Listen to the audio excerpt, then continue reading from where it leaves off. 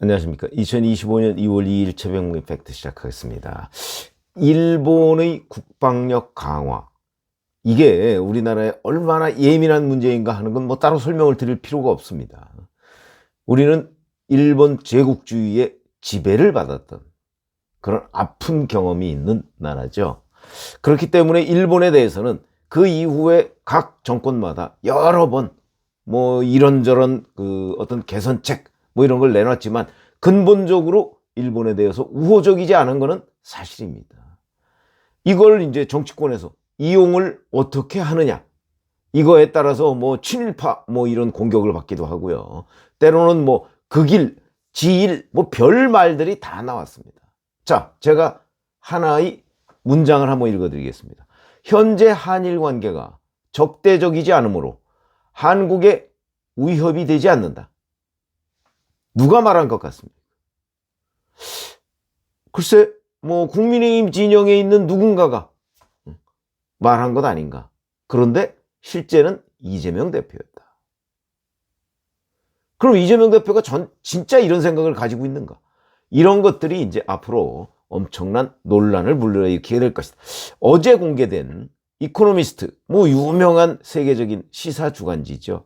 그 인터뷰 내용입니다. 이렇게 얘기를 했고요.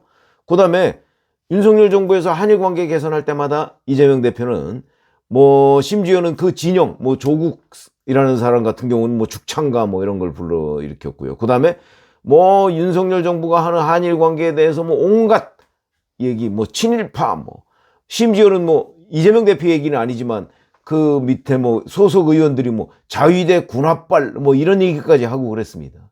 그런데 이재명 대표는 인터뷰에서 일본이 한국을 침략하고 끔찍한 인권 침해를 저질렀지만 왜곡됐다는 걸 알았다. 이렇게 얘기했습니다. 일본이 끔찍한 인권 침해를 저지른 게 왜곡된 건가요? 아니죠. 그건 사실이죠. 사실입니다. 그렇지만 그 이후에 변화된 양국 관계 뭐 이런 것들 때문에 이제 그 부분은 그 부분대로 뭐 사과를 받고 과거 뭐 통석의 여민이 뭐 사과가 좀 미흡하긴 하지만 그걸 갖고 새로운 미래지향적 한일 관계, 그게 이제 김대중 대통령과 뭐 오부치 선언 뭐 이런 거죠.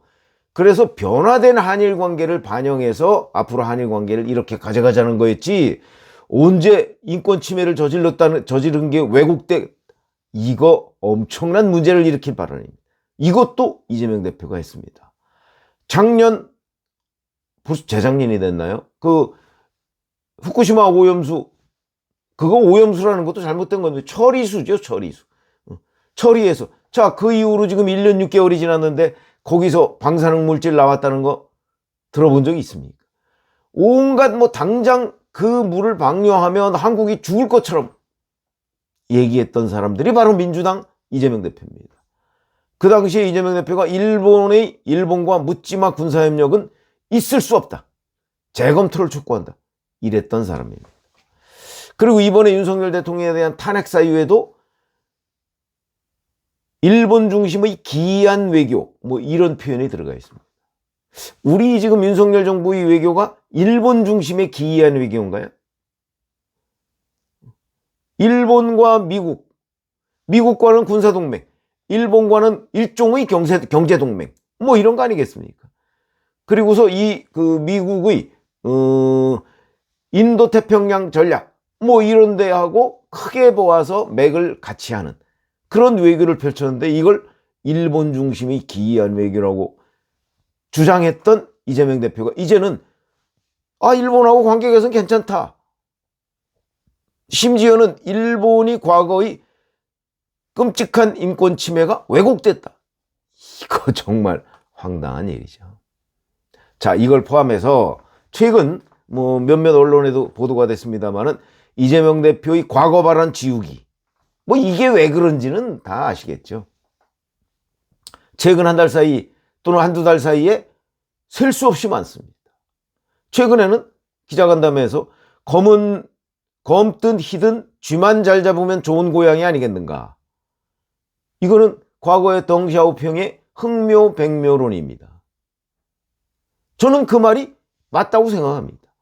근데 하필이면 공산국가의 지도자의 말을 인용할 이유가 있는가? 아니면 아예 덩샤오핑의 그 공산국가 지도자도 이렇게 얘기했다. 그렇게 우리 국민들한테 설명하면 이해가 쉽죠.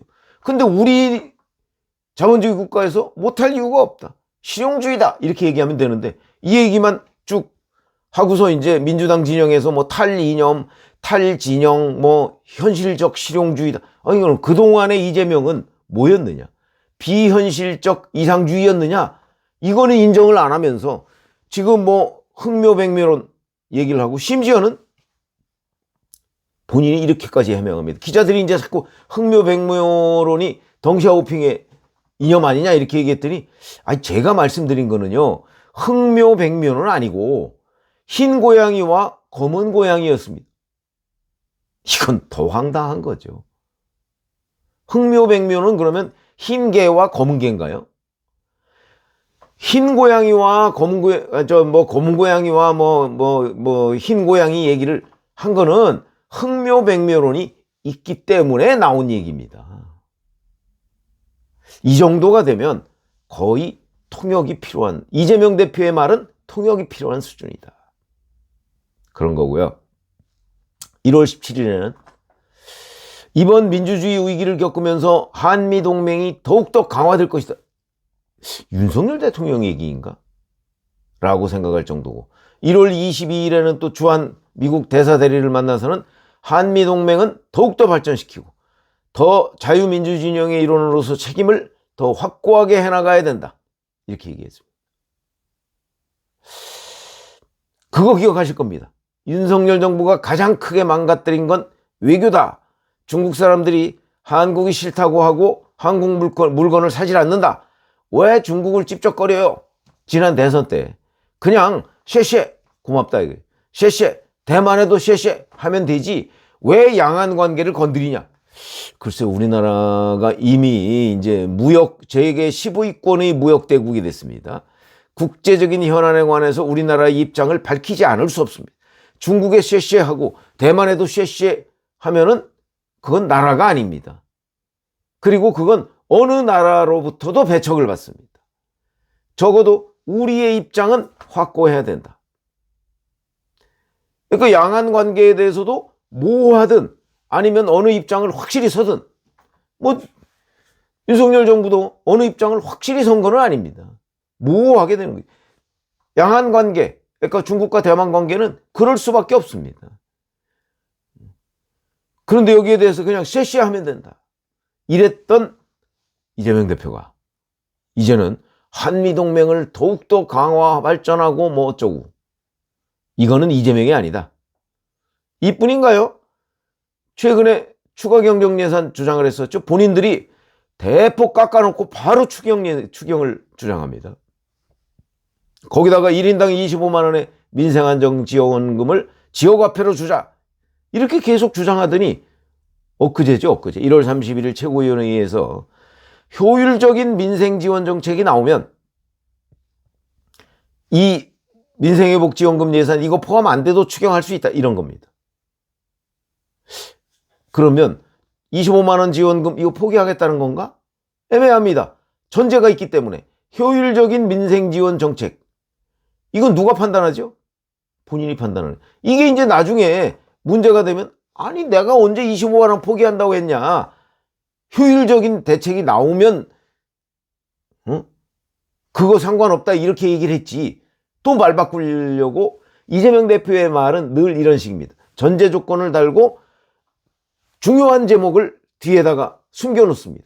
그러면 이제 언론은 이것만 보도를 합니다. 전제 조건은 잊어버리고.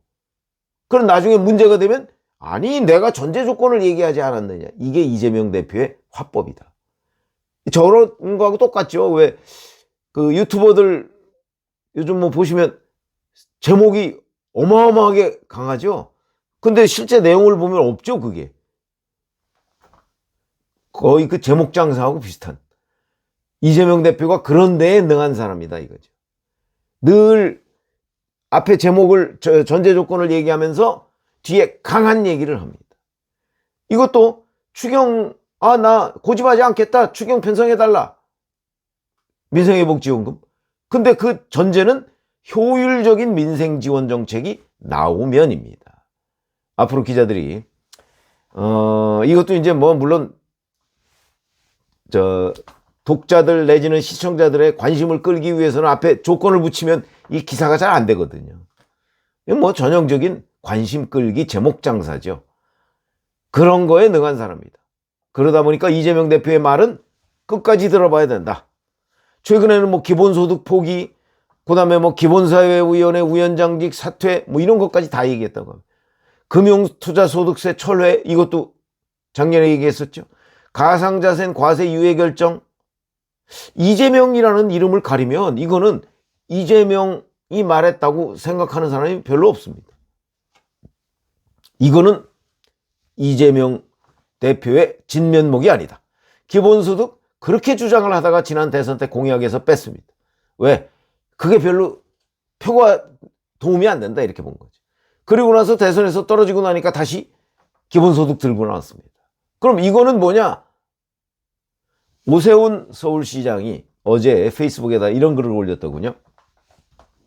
하루아침에 180도 바뀐 이재명 대표의 정신상태를 설명해 줄 수 있는 건 오로지 감옥 가지 않겠다는 일념 외에는 없다. 내 한 몸 살기 위해 소름 끼치도록 표현하는 이재명 대표를 보면서 많은 국민들은 그가 언제든지 유턴 가능한 인물임을 실감하고 있을 것이다.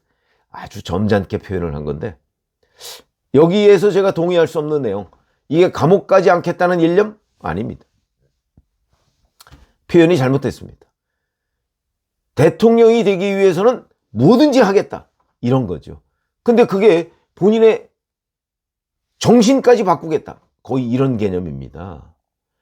근데 그게 바꾸겠다가 아니고 감추겠다죠. 감추겠다. 대선 때 기본소득 공약 뭐 이거 하고 마찬가지로 감추고 대통령이 된다거나 아니면 안 된다거나 어떤 식이 되면 다시 본색이 드러날 겁니다. 그래서 사실은 이재명 대표라는 정치인이 소름이라는 표현이 적당한 것이, 아니 내가 박근혜 전 대통령 존경한다고 했더니 진짜 존경하는 줄 알아? 이 한마디로 이재명이라는 정치인의 신뢰도는 바닥으로 떨어진 겁니다. 아니 내가 지금 이렇게 뭐 미국과 동맹을 강화하자고 하니까 진짜 그런 줄 알았어? 글쎄 이렇게 얘기하면 할 말이 없는 거죠. 그래서 제가 통역이 필요하다고 말씀을 드린 거 아닙니까? 아니 세상에 일본이 한국 침략하고 나서 인권 침해를 저질렀다는 게 이게 왜곡됐다 이렇게 얘기하면, 이거 국민의힘 지지층도 이렇게 얘기 안 합니다. 인권 침해가 있었다는 사실은 분명하죠. 거기다가 일본이 재무장을 해도 한국에 위협이 되지 않는다? 아니 현재 한일 관계가 적대적이지 않죠. 그러나 언제 적대적이 될지 어떻게 합니까? 문재인 정부 때 적대적이었습니다. 그때 죽창가 부르지 않았습니까? 문재인 정부 이 청와대에서. 그래서 자, 이재명 대표의 표변, 이게 그냥 언제든지 유턴 가능한 이런 차원이 아니고요. 정말 이거 지금 그 주장하고 있는 이재명 대표의 각종 어휘들, 언어들, 정책들은 이재명이 아닙니다. 이건 결국 위장한 이재명입니다. 이거는 언제까지만 유효하냐?